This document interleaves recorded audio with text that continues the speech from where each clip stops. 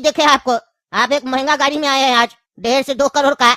इतना तो आपका सैलरी है नहीं, इतना महंगा महंगा गाड़ी कहाँ से आता है? अरे जज साहब, डोनेशन देता है पब्लिक लोग का प्यार है।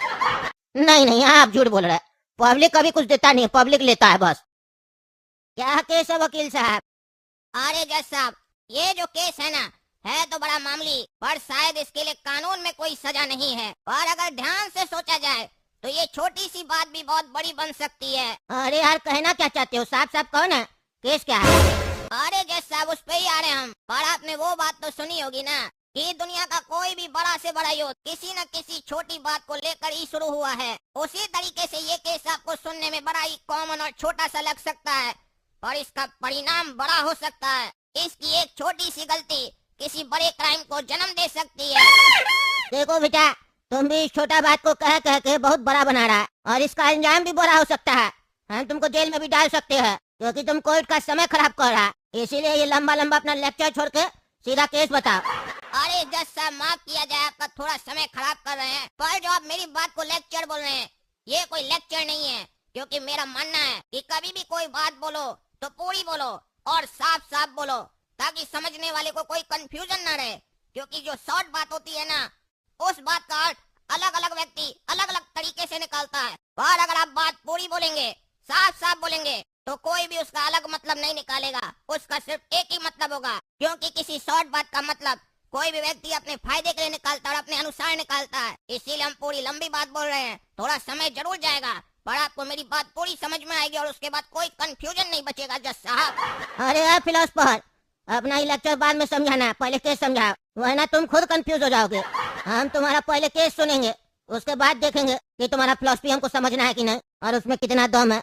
अरे जज साहब, केस बस इतना ही है कि मेरे क्लाइंट और इस लड़का के बीच में लड़ाई हो गई थी किसी बात को लेकर, कहा सुनी हो गई थी। बस इतनी सी बात पर इस लड़के ने इनकी माँ को गाली दी। अरे माँ को क्या गाली दिया? इस लोग की लड़ाई में माँ भी थी क्या?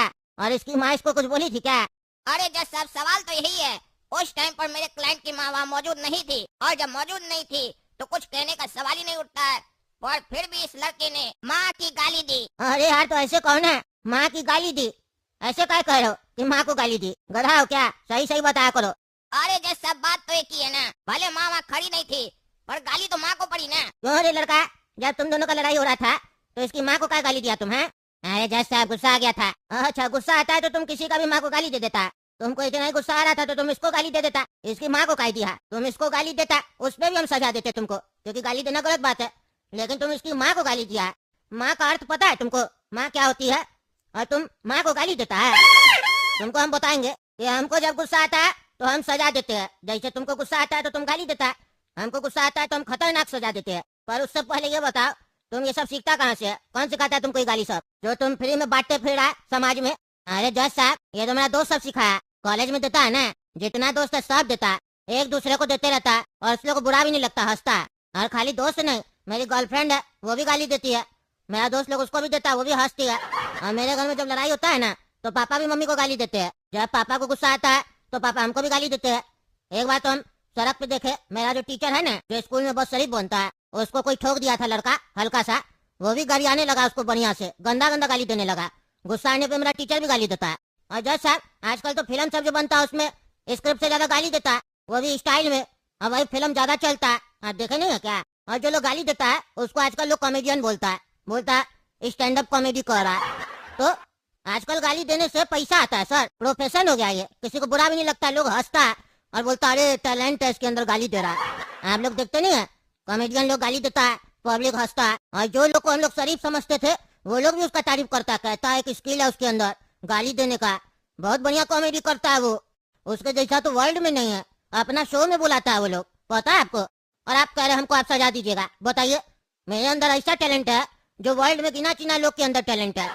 अच्छा, तुम्हारा कहने का मतलब है पूरा कद्दूपुर जो है महिला लोग को अपमानित करने का ठेका उठा के रखा है। मतलब मजाक हो, बात हो, कोई बात नहीं भी हो, उसमें महिला लोग को तुम लोग को अपमान करना ही है। माँ बहन को गाली देना जरूरी है, क्यों? गाली नहीं देगा तो खाना नहीं पचेगा। अरे जैसा हमको समझा के क्या फायदा है? बड़ा लोग को समझाइए ना, मेरे पापा को समझाइए, फिल्म वाला लोग को समझाइए, जो देखेंगे वही सीखेंगे।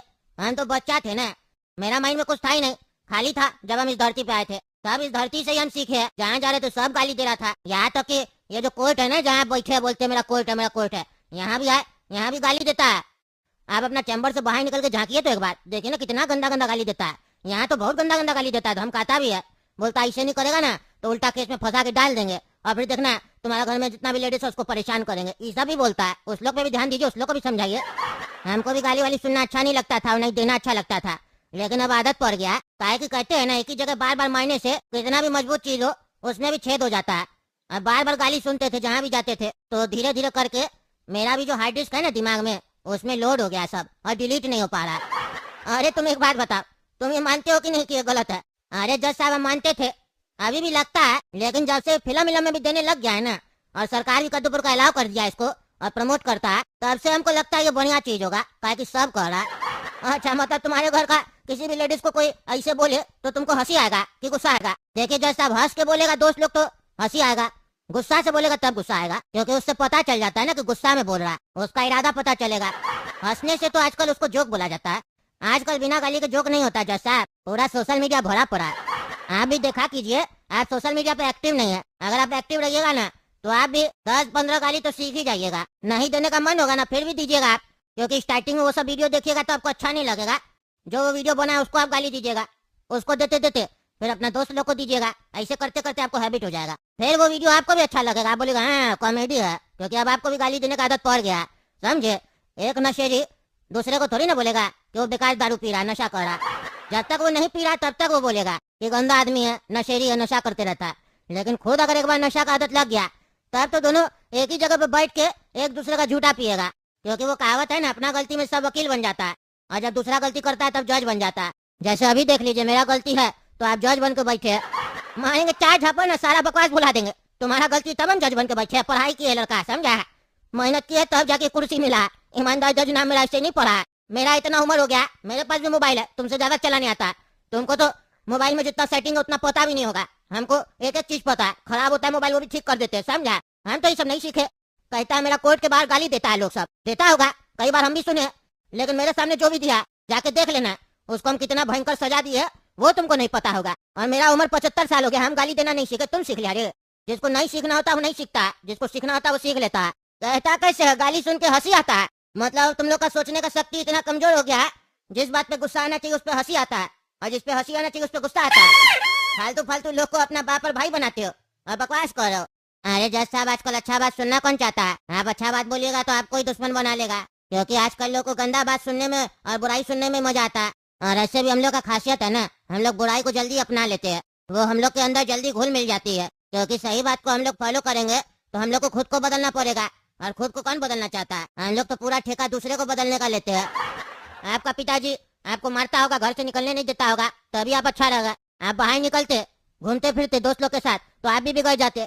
मेरा पिताजी हमको घर पे नहीं रखा, बोला जाओ घूमते रहो, ध्यान नहीं देता था मेरे ऊपर, दोस्त लोग मेरे ऊपर ध्यान देने लग गया। अब दोस्त लोग जो ध्यान दे रहा था तो वो लोग अपना ही चीज सब सिखा रहा था, हमको भी अच्छा नहीं लग रहा था जब दोस्त लोग सिखा रहा था, लेकिन दोस्त लोग बोलता था तुम पगला है पगला है। फिर धीरे धीरे करके हमको लगा कि हाँ हम पगला है। सोशल मीडिया में देखे जो लोग गाली दे रहा था उसका तारीफ हो रहा था, और जो लोग उसको बोल रहा था कि काहे भाई गाली दे रहा तुम लोग तारीफ काहे कर रहा, उसको 10 लोग और बोल रहा था तुम बोला है बकवास करनी यहाँ पे ये वो पलाए डिकार, उसका भी जति कर रहा था। तब हमको समझ में आया अरे जो गाली देता वही सही है। लड़का बोला था इसको गाली नहीं समझो शब्द समझो, जब तक शब्द समझोगे तब तक बुरा नहीं लगेगा, गाली समझोगे तब बुरा लगेगा, तब से हम इसको शब्द समझ रहे हैं। तुमको अभी हमें गोली मार देते हैं, तुम भी उसको गोली नहीं समझना, लोहा समझना। तुम्हारा समझने से कुछ नहीं ना होगा जी, गोली मारेंगे तो तुम मरोगे जरूर, वैसे ही गाली दोगे तुम उसको शब्द समझो या गाली समझो, लगेगा तो गाली ना, गाली से ज्यादा सामने वाला का करेक्टर समझ में आता है, किस करेक्टर का आदमी है वो जो ऐसा भाषा का उपयोग कर रहा है। तुम इतना देर से जो बकवास कर रहा, तुम्हारे जैसा आदमी कोई जज बैठा होता है यहाँ पे तो वो गरिया नहीं लगता है, हम गरियाए इतना देर में नहीं ना गरियाए। और तुम इसको छोटा मोटा शब्द नहीं समझो, जब तुम किसी महिला के ऊपर गाली देते हो ना तो तुम्हारे नजर में महिला लोग के लिए रिस्पेक्ट खत्म हो जाता है या कम हो जाता है, इतना नहीं पता बेवकूफ कहीं का। इसी वजह से तो क्राइम बढ़ गया, क्योंकि जब रिस्पेक्ट नहीं करोगे तो क्राइम करोगे, और जज का कमी हो गया, लॉ बन नहीं रहा ऐसा कुछ। और ये वकील सही बोला, इसी सब बात पे कभी कभी मर्डर हो जाता है, ये सब छोटा बात नहीं है समझे। तुमको सजा देना पड़ेगा और बढ़िया सजा देना पड़ेगा। अरे जज साहब आप हमको तो सजा दीजिएगा, लेकिन पूरा कद्दूपुर को सजा कैसे दीजिएगा आप? हाँ ये बात सही बोला, तुमको तो सजा दे सकते हैं, लेकिन तुम जिससे सीखा कद्दूपुर का लोग सबसे, उस लोग को भी सजा देना होगा, नहीं तो ऐसे तुम्हारे साथ तो अन्याय हो जाएगा। आज हम कद्दूपुर का सरकार टकला पार्टी को एक आदेश देते हैं कि जल्द से जल्द कद्दूपुर में कानून बनाया जाए कि जो फिल्म सब में गाली गलौज ना हो उसको अच्छा से प्रमोट करे सरकार, कि ये फैमिली कंटेंट है, इसको देखा जाए। और जो अपना फिल्म में सीरियल में गाली गलौज करे उसको बैन कर दिया जाए। और जो लोग भी सोशल मीडिया पे गाली गलौज रोकने के लिए वीडियो बनाए, लोग को समझाए, उस लोग का वीडियो प्रमोट किया जाए और उसको सरकार अवार्ड दे, ताकि जब देखेगा लोग सब अच्छा काम के लिए अवार्ड मिल रहा है और गंदा काम सबको सरकार हटा रही है तो लोग अच्छा काम करना चालू करेगा और धीरे धीरे उसको अच्छा काम करने का आदत पड़ जाएगा। जैसे उस लोग को गाली देने का आदत पड़ा, अब अच्छा काम करने का आदत डालना पड़ेगा। अरे जज साहब, ये फैसला तो आपका बहुत अच्छा है, पर हम एक एडवाइस भी देना चाहते हैं जिससे कद्दूपुर में जल्द से जल्द ये माँ बहन के ऊपर जो भी गाली देता है, जो भी महिलाओं के ऊपर गाली देता है, रुक जाएगी। क्या एडवाइस है, बोलिए। जज साहब, ये बात तो आप भी जानते होंगे कि कद्दूपुर में कोई भी क्राइम होता है उसको रोकने का जिम्मेदारी पुलिस के हाथ में होता है, एडमिनिस्ट्रेशन के हाथ में होता है। हर जगह आप नेता या पब्लिक नहीं पहुंच सकती है, पर पुलिस हर जगह पहुंच सकती है। तो एक नियम बनाने के लिए आप आदेश दीजिए टकला नेता पार्टी को कि अगर पुलिस कहीं पर भी किसी को भी किसी महिला का अपमान करते हुए, गाली गलौज करते हुए पकड़ लेती है तो वो उसका पहले वीडियो बनाए, क्योंकि आजकल मोबाइल तो सबके हाथ में है ना। उसका वीडियो बनाने के बाद उससे वो फाइन ले 2500 रुपया चालान कटे, पर वो चालान का जो पैसा है वो सरकार के पास न जाकर उस पुलिस वाला के पास जाए, क्योंकि जो पुलिस वाला पकड़ेगा अगर उसको 2500 रुपया पर गाली के बदले मिलेगा तो वो ज्यादा से ज्यादा लोग को पकड़ेगा। और वीडियो बनाने इसलिए बोल रहे हैं ताकि पुलिस वाला का भी मनमानी न बढ़े, और वो जो पैसा है सरकार के पास जब जाएगा तो पुलिस वाला का सैलरी में जोड़ कर आए, ताकि पुलिस वाला को भी लगे कि अच्छा काम करने के बदले हमको पैसा मिल रहा है। तो सोचिए कितना जल्दी इस कानून का पालन हो पाएगा। और अगर पुलिस वाला इस तरीके की गाली गलौज करे तो उसको 1 महीना के लिए सस्पेंड कर दिया जाए और उससे 50,000 रुपया फाइन वसूला जाए। और इसके अलावा अगर पुलिस वाला किसी को बिना मतलब का परेशान करता है और उसके पास कोई वीडियो या प्रूफ नहीं है तो वो जितना फाइन लिया है उसका 10 टाइम्स उस आदमी को वापस करेगा और सबके सामने माफी मांगेगा। प्रूफ होना चाहिए ताकि 72 घंटा के अंदर वो आदमी को अगर तकलीफ हुआ है तो कोर्ट में आकर उस पुलिस वाला के खिलाफ क्लेम कर सके कि उसको परेशान किया गया है। जैसा बताइए कैसा लगा एडवाइस? हाँ, बिल्कुल सही बोल रहे हैं काला कद्दू जी आप। तो एक कोर्ट आदेश देती है टकला नेता पार्टी को कि जल्द से जल्द जैसा काला कद्दू वकील जी ने बताया या जो हम बोले इसको कद्दूपुर में लागू किया जाए, ऐसा लॉ लाया जाए ताकि कद्दूपुर में महिला लोग का अपमान बंद हो जाए। बिल्कुल के लिए आजकल देख रहे बच्चा लोग भी गाली दे रहा है, 7-7 साल का, 8-8 साल का, हम भी देखे हैं। इस सब पे जल्द से जल्द रोक लगाना होगा, क्योंकि आजकल उल्टा ही हो गया, एक महिला दूसरी महिला को गाली दे रही है। ये सब नहीं रुका तो समाज खराब हो जाएगा, क्योंकि जैसा समाज होगा वैसे आगे का पीढ़ी होगा। इस लॉ को जल्द से जल्द लागू किया जाए कद्दूपुर में। इस बार तो छोड़ है बाबू, अब कानून बनने जा रहा है तो आज के बाद से कोई भी ये गलती किया तो सबको सजा मिलेगा, इसीलिए गाली वाली नहीं देना है। चलिए वकील साहब, ये केस सॉल्व हो गया। हाँ बताइए क्या केस है आपका? अरे जज साहब, मेरा नाम है लखन और हम जो कद्दूपुर के बगल में छोटा सा गांव नहीं है, इलची नगर, वहाँ का रहने वाला है। और जो ये केस किए हम, ये सिर्फ मेरी प्रॉब्लम नहीं है, ये हम लोग के आधे गांव की प्रॉब्लम है। प्रॉब्लम क्या? अरे जज साहब, प्रॉब्लम तो बता रहे हैं, पर उससे पहले हमको आपसे एक वादा चाहिए कि हम जो आपको समस्या बताएंगे उसमें अगर आपको इस मंत्री की गलती नजर आए तो आप इसको सजा जरूर देंगे, क्योंकि हम लोग की न तो पुलिस सुन रही है और न ही मीडिया। बस आपसे उम्मीद है कि आप ही कुछ कर सकते हैं। पहले प्रॉब्लम तो बताओ यार, इसका दोष निकलेगा तो इसको सजा हम जरूर देंगे, और ऐसी सजा देंगे ना इसको कि इसकी 7 पीढ़ी वैसी गलती करने के बारे में कभी नहीं सोचेगी। अरे जज साहब, इस मंत्री का एक दोस्त है जो बहुत पैसे वाला है, और ये मंत्री हम लोग सबकी जमीन छीन कर अपना दोस्त को देना चाहता है। आज तक हम लोग के गांव के लिए कुछ नहीं किया, ना ही हम लोग को काम दिया, और इतना महंगाई हो गया वो तो आपको पता ही है। जो बचा खुचा हम लोग के पास अपना जमीन है उसको भी छीनना चाहता है, और ऐसा ये जानबूझकर कर रहा है ताकि हम लोग से हम लोग का जमीन पैसा सब कुछ छीन ले। उसके बाद हम लोग सिर्फ अपना खाने और पेट के बारे में सोचें, इसका कोई भी गलती पर हम लोग का नजर न जाए, क्योंकि ये पूरे गांव का आदमी को गुलाम बनाना चाह रहा है। ये मंत्री खाली जमीन नहीं छीन रहा है, जो हम लोग का मोहल्ला है ना उसमें काफी लोग का मकान भी तोड़ रहा है। क्या बात है मंत्री साहब, क्या हो रहा है आजकल कद्दूपुर में? जिन लोग के ऊपर कद्दूपुर में कानून बनाने का जिम्मेदारी होता है वही लोग कानून तोड़ता फिर रहा। आप ही लोग कानून तोड़ रहे, आप ही लोग का रिश्तेदार लोग कानून तोड़ रहा, क्या बात है? अरे जज साहब, ऐसा नहीं है, किसी बड़े आदमी पे ना आरोप लगाना ना आसान होता है। कोई भी मुंह उठा के आता है और आरोप लगा देता है, क्योंकि हम डेवलपमेंट करना चाहते हैं और डेवलपमेंट करने के लिए सब करना पड़ता है। और अगर डेवलपमेंट नहीं करेंगे तो फिर ऐसा ही लोग सब आएगा, बोलेगा नेताजी कुछ नहीं करता। और जहाँ तक बात है मकान तोड़ने का, आधा लोग के पास तो घर का मैप ही नहीं है, और आधा लोग के पास मैप है तो मकान उसके अनुसार बना नहीं है। अरे जज साहब, ये साफ साफ झूठ बोल रहा है। इस लोग को जमीन छीनने का कोई ना कोई बहाना चाहिए होता है। इस पागल को वोट देकर ही गलती हो गया है। सही कहता है, किसी अनपढ़ को वोट नहीं देना चाहिए। अगर अनपढ़ नेता बन जाएगा तो यही हाल होगा। आज से पहले अगर ये किसी और के साथ ऐसा करता था तो हम सोचते थे कि क्या करना चाहिए, ऐसा लोग के साथ क्या होना चाहिए, पर समझ में नहीं आता था। पर आज समझ में आ रहा है जब ये हमारे साथ हो रहा है कि ऐसा लोग को वोट नहीं देना चाहिए और ऐसा लोग के खिलाफ कार्रवाई होना चाहिए। हम ही लोग वोट देकर जीता है और हम ही लोग को काट रहा है। अरे जज साहब, ये लोग तो ऐसे फालतू बात सब करते रहता। इस लोग और कोई काम थोड़ी ना है। इससे पूछिए इसका जो मकान बना हुआ है उसका नक्शा पास है, और अगर पास है तो उसके अकॉर्डिंग इसका मकान बना हुआ है। पहले लोग गलत काम करता है और जब हम लोग एक्शन लेते हैं तो ये लोग रोना धोना चालू कर देता है। अब ये लोग रोएगा धोएगा और सोचेगा कि हम लोग काम नहीं करेंगे तो कैसे डेवलपमेंट होगा है? अरे जज साहब, मंत्री जी बिल्कुल सही कह रहा है। इनका जो मकान है ना वो नक्शा के अनुसार नहीं बना हुआ है। नक्शा पास है लेकिन नक्शा के अनुसार बना हुआ नहीं है, इसीलिए मंत्री जी कह रहे हैं कि इनका मकान को वो तोड़ देंगे। मंत्री जी के हिसाब से इनका मकान तोड़ देना चाहिए, क्यों मंत्री जी? हाँ बिल्कुल तोड़ देना चाहिए। तो जमीन तो इनके पास रहेगा ना, क्योंकि मकान इलीगल है ना, जमीन थोड़ी ना। नहीं नहीं, जमीन तो सरकार लेगा ना, डेवलपमेंट करेगा। अच्छा, डेवलपमेंट करना आपको? ये बताइए ना, खुद का डेवलपमेंट करना है कि जनता का? अरे जनता ही के लिए मंत्री बने हैं, जनता ही का करना डेवलपमेंट। अरे हाँ मंत्री साहब, आप तो एकदम ईमानदार है, ईमानदार जज के तरह। क्यों? अरे हाँ हाँ, हम बिल्कुल ईमानदार है। हम कसम खाए थे जिस दिन मंत्री बने थे, जान जाए पर वचन न जाए। हम अपनी जनता को वचन दिए थे कि हम पूरा जी जान लगा देंगे कद्दूपुर का डेवलपमेंट में। अच्छा तो मंत्री साहब एक बात बताइए, आप जब आप चुनाव लड़ रहे थे उस समय आपका जो कुल संपत्ति था वो कुछ 55 लाख के आसपास का था, क्यों? ये बात सही है कि नहीं? हाँ बिल्कुल सही है, डेटा है पूरा, नेट पे भी चेक कर सकते हैं आप। हाँ हम चेक किए तभी तो पूछ रहे हैं। आपका मुंह से एक बार कंफर्म करना चाहते थे ताकि जज साहब भी नोट कर ले। हाँ 55 लाख रुपया था मेरा उस समय कुल संपत्ति। और अभी आपको नेता बनने में 3 साल हुआ। हाँ 3 साल हुआ, तो उसका इस केस से क्या लेना देना है? नहीं नहीं, इस केस से कुछ लेना देना नहीं है, पर आपके वचन से लेना देना है ना। ये बताइए ना, आज के डेट में आपके पास 5 बंगला है कद्दूपुर में, जहाँ तक हमको पता है, और 2 आपका फार्म हाउस भी है नटखट नगर में, और 3 आपका शॉपिंग मॉल है इलची नगर में, और भी आपका बहुत सारा प्रॉपर्टी है। तो ये सब प्रॉपर्टी आपका कहाँ से बना?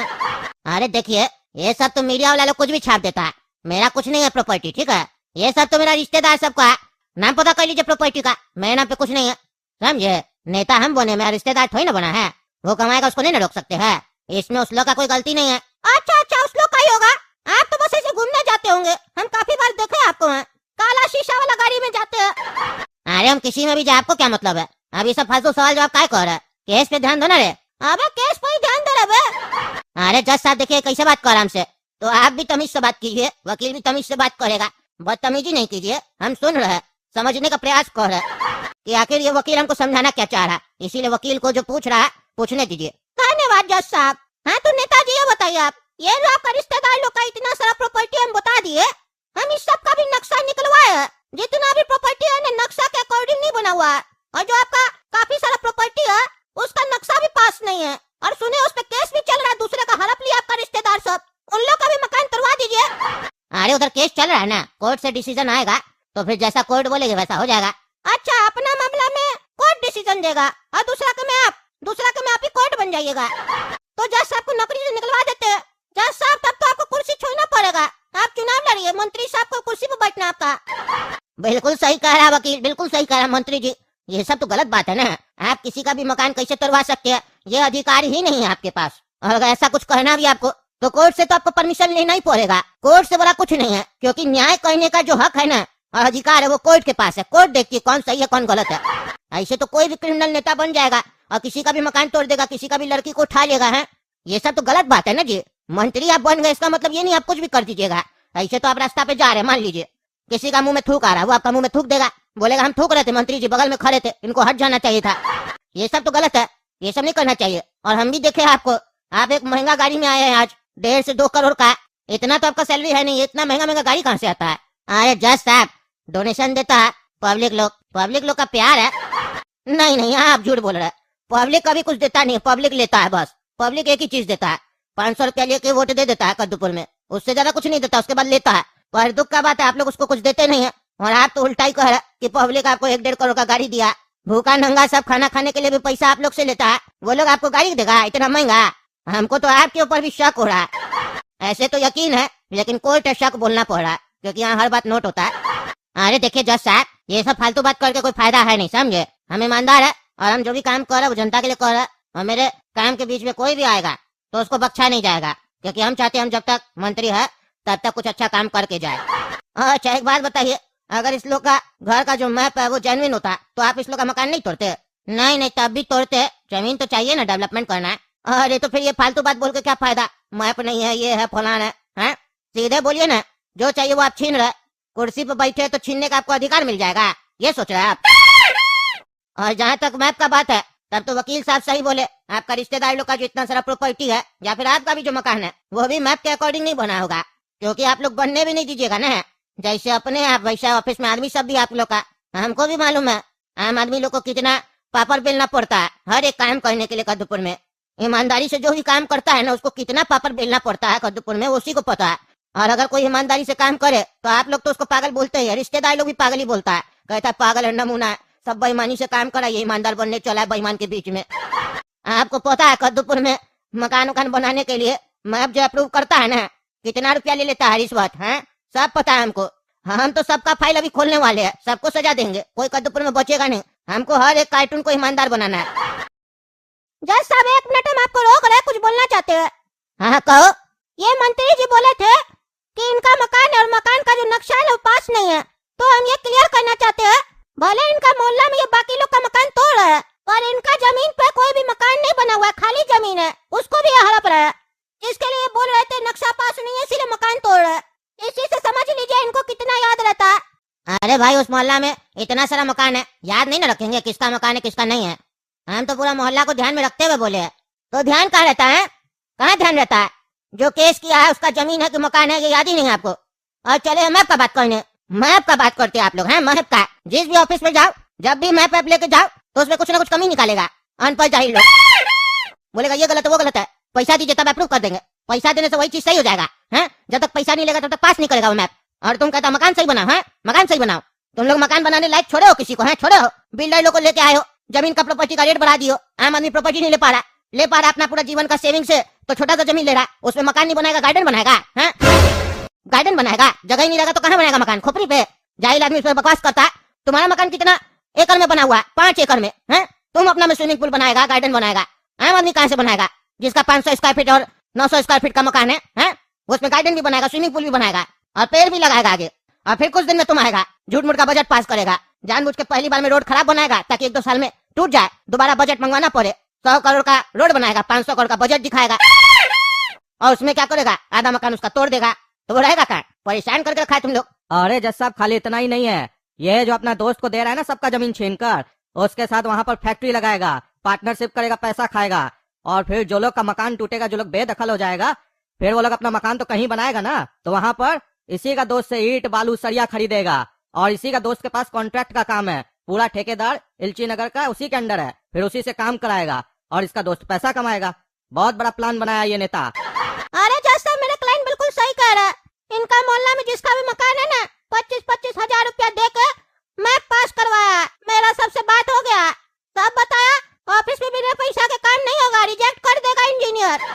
और उस 25,000 में से 12,500 रुपया मंत्री जी लेते हैं, और इन लोग को कितना परेशान किया है ना जज साहब ये मंत्री, क्या बताया मैं आपको, पूरा इस लोग का काम धंधा ही चौपट हो गया। ये लोग क्या करे, बच्चा पाले किसी से लड़ते रहे, लड़ने लायक भी छोड़ा ये, पूरा तो उलझा दिया। और आपको तो पता ही है हम लोग का कद्दूपुर में जो कानून है ना वो इस तरीके से लिखा हुआ कि कहीं न कहीं कोई न कोई किसी न किसी समय कानून को तोड़ ही रहा हो, चाहे उसको पता हो चाहे नहीं पता हो, कुछ न कुछ तो गलती करेगा, बस इसी का ये लोग फायदा उठा लेगा, क्योंकि ये लोग कुर्सी पे बैठा बेईमानी करके, खुद बेईमानी करके सरकार बना रहा, कुर्सी पे बैठ रहा और कह रहा दूसरे को है। बताइए नेता लोग पब्लिक को कहेगा कि तुम लोग चोर है, ये तो वही बात हो गया ना, उल्टा चोर कोतवाल को डांटे। हम चाहते हैं ऐसा लोग को कड़ा से कड़ा सजा सुनाना चाहिए आपको, ताकि एक मिसाल बने कि कोई भी किसी भी कुर्सी पे बैठ जाए, लेकिन कानून से ऊपर कोई नहीं हो सकता। तो मेरा रिक्वेस्ट है जज साहब, मेरे क्लाइंट को न्याय दीजिए। यह कोर्ट आदेश देती है कि इस मंत्री का पुतला गांव के बीचों बीच बनवाया जाए। अरे जज साहब ये सजा दे रहे कि इसको सम्मान दे रहे? अरे ये सजा है, तुम समझाने, चुपचाप से खड़े रहो, हमको बोलने दो। जो पुतला बनवाया जाएगा ना, उसी पुतला के अंदर इसका बॉडी को डाल दिया जाएगा। इसको सम्मान चाहिए ना, रिस्पेक्ट चाहिए, मिलेगा सम्मान और रिस्पेक्ट, पर उसके लिए इसको पुतला के अंदर जाना पड़ेगा, ताकि लोग आके माला चढ़ाएगा तो इसको पता चले इसी को चढ़ा रहा है, नकली पुतला को नहीं। अंदर यही होगा ना, कुछ देर के बाद ये मर जाएगा, तो इसकी आत्मा भी पुतला के अंदर ही रहेगी और पूरा हिलची नगर को मैसेज मिलेगा, जो ऐसा गलत काम करेगा उस लोग का भी पुतला बनेगा और इससे एक साइंस का एक्सपेरिमेंट भी हो जाएगा। क्या पता वो पुतला जिंदा हो जाए। चलो तो पुतला वाला को बुलाओ और पुतला बनाओ और मंत्री को डालो। जाइए मंत्री जी पुतला के अंदर। अरे जैसा छोड़ दीजिए, ऐसा नहीं होगा आगे से, हम पूरा सिस्टम चेंज कर देंगे, आगे से कोई करप्शन नहीं होगा। अब क्या फायदा चेंज करने का, अब तो आपको रिस्पेक्ट मिलेगा, आप इतना अच्छा काम किए। जाइए जाइए, रिस्पेक्ट तो बनता है ना।